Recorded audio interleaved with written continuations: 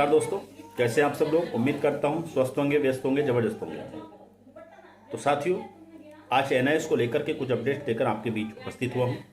जैसा कि आप जानते हैं, एक केस 2024 की जो ऑनगोइंग भर्ती है सहायक शिक्षक पद की उत्तराखंड में, उसमें शामिल होने के लिए एनआईएस डीएलएड की तरफ से, टीम की तरफ से विश्वनाथ जी के द्वारा जो केस डाला हुआ है, उसमें 12 तारीख में सुनवाई होनी थी और वो सुनवाई नहीं हो पाई थी। तो एक तो उसकी सुनवाई आज उसमें डेट लगी हुई है, उस पर बात करेंगे। दूसरे 14 तारीख में एक और केस की सुनवाई होने जा रही थी, जो कंटेप्ट का मामला है। उस केस की भी सुनवाई आज ही लगी हुई है। तो यानी कि आज एनआईएस को लेकर हाई कोर्ट उत्तराखंड में दो सुनवाइयां होने जा रही हैं। कंटेप्ट मामला कैसे लिंक करता है एनआईएस को, उस पर भी बात करेंगे। साथ ही एक अपडेट और है कि जो माननीय सुप्रीम कोर्ट का 10 दिसंबर का ऑर्डर है, उसको जो है उत्तराखंड सरकार ने अभी तक नहीं माना है, उसको नहीं मान रही है। तो उसको लेकर के माननीय सुप्रीम कोर्ट में कंटेप्ट ऑफ कोर्ट केस की तैयारी भी हो चुकी है। यानी कि उत्तराखंड सरकार पे कंटेप्ट ऑफ कोर्ट का मामला भी जो है माननीय सुप्रीम कोर्ट में लगाने की पूरी तैयारियां उसमें हो चुकी हैं। आपने देखा होगा अभी सोशल मीडिया पे, यूट्यूब के माध्यम, जो हमारे यूट्यूबर साथी हैं, उन्होंने एक लेटर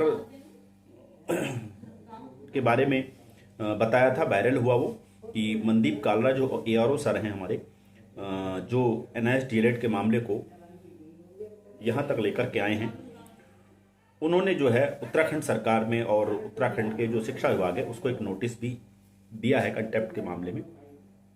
तो इन्हीं सारी चीज़ों पर आज आपके बीच चर्चा करूंगा। साथियों, वीडियो में अंत तक बने रहें। आप सभी साथियों का स्वागत है आपके चैनल गेट सोल्यूशन में। और साथ ही उन सभी साथियों से निवेदन रहेगा जो चैनल पर पहली बार विजिट कर रहे हैं, चैनल को सब्सक्राइब कर लें, बेल आइकन को हिट कर लें, ताकि इस संबंध में आने वाली जो अपडेट्स हों वो आप तक समय से पहुँचती रहें। तो साथियों, सबसे पहले बात कर लेते हैं जो केस है विश्वनाथ जी के द्वारा ऑनगोइंग भर्ती, सहायक शिक्षक भर्ती जो है उत्तराखंड में, उसको उसमें शामिल होने के लिए, एनआईएस डीएलएड को शामिल करने के लिए जो केस गया हुआ है, जिसका केस नंबर की बात करें तो 24/19/2024, और उसमें जो है आपको जानकारी होगी 12 तारीख में उसमें जो है सुनवाई होने वाली थी, लेकिन केस का नंबर नहीं आया, उसमें सुनवाई नहीं हो सकी। और उसमें उससे पहले जो हियरिंग हुई थी, उसमें जो है माननीय आपके उत्तराखंड हाई कोर्ट ने सरकार से कहा था कि जो 12 तारीख के बीच में जो डेट दी गई थी 12 तारीख, तब तक, इस समय तक आप जो अपना काउंटर एफिडेविट जो है सबमिशन कर दें। तो जहाँ तक अभी सरकार ने काउंटर एफिडेविट सबमिशन नहीं किया था, तो देखते हैं आज क्या जवाब दाखिल करती है राज्य सरकार। इसमें ये अपने आप में देखने वाली बात होगी, और जो जवाब दाखिल करेगी उसी के हिसाब से फिर चीज़ें आगे तय होंगी। लेकिन आज जो है पूरी कोशिश है एनआईएस टीम की, और जो उनके एआरओ, जो हमारे एआरओ हैं, उनकी पूरी कोशिश रहेगी कि आज जो है एनआईएस को लेकर के कुछ पॉजिटिव चीज़ें माननीय उत्तराखंड हाई कोर्ट से निकल करके आएँ, कुछ जो है रिलीफ मिले, ऐसा पूरी आज जो है कोशिश है और उसकी संभावनाएं भी हैं। बात करते हैं दूसरी अपडेट की। तो दूसरी अपडेट का जिक्र मैंने एक वीडियो के माध्यम से आपको बताया था कि विश्वनाथ सर के द्वारा ही एक केस और जो है माननीय उत्तराखंड हाई कोर्ट में डाला हुआ है, वो कंटेप्ट का केस है। कंटेप्ट का केस है, वो आपको जानकारी होगी, 323/2022 करके एक केस था बिन मायावल वाला, जिसमें कि जो है उसमें बीएड के खिलाफ निर्णय आया हुआ है। और उसमें साफ तौर पे जो है जो 11 अगस्त 2023 का माननीय सुप्रीम कोर्ट का ऑर्डर है, जिसमें बीएड को पूरी तरह से अपात्र माना गया है, उसी को आधार मानते हुए जो वो वहाँ पर जो है बीएड को इलीगल करार दिया है उन्होंने। तो उस चीज़ को देखते हुए जो है इलीगल करार दे रखा है। तो उस निर्णय के बावजूद जो है लगभग 600 जो हैं बीएड धारी उत्तराखंड में नियुक्त हैं सहायक शिक्षक पद पे और वो अपनी सेवाएं दे रहे हैं। तो उनको लेकर के जो है विश्वनाथ सर ने कंटेम्प्ट का मामला डाला हुआ है कि आखिर वो किस बिहाफ पर जॉब कर रहे हैं, जिनकी बिन माया मल्ल केस के फैसला आने के बाद भी। तो उन 600 लोगों को लेकर के ये केस जो माननीय उत्तराखंड हाई कोर्ट में कंटेम्प्ट का डाला गया है कि सरकार पर, शिक्षा विभाग पर वो कंटेम्प्ट का मामला है। तो उसकी भी आज सुनवाई होनी है। देखते हैं साथियों उसमें क्या।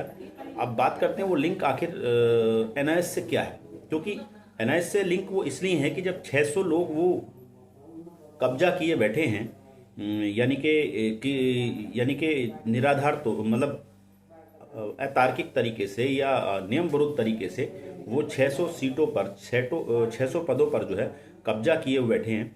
तो अगर वो वहाँ से हटते हैं तो एनआईएस वालों को वहाँ पर मौका मिलेगा, चाहे वो नई भर्ती के माध्यम से उन पदों को भरा जाए या फिर जो भी तरीका हो वो अलग बात है, लेकिन वो एनआईएस वालों के लिए उसमें मौका मिलेगा। हालांकि उसमें प्रेयर जहाँ तक यही की गई होगी कि इनको हटाइए और जी एनआईएस डीएलएड के जो कैंडिडेट्स हैं जिन्होंने उस भर्ती में आवेदन किया होगा उन लोगों को यहाँ पर आप सेलेक्ट कीजिए। ये सारी चीज़ें उसमें हो सकती हैं। बाकी अब हियरिंग होगी आज, उसमें क्या कुछ है ये सारी चीज़ें हियरिंग के बाद ही कन्फर्म हो पाएंगी।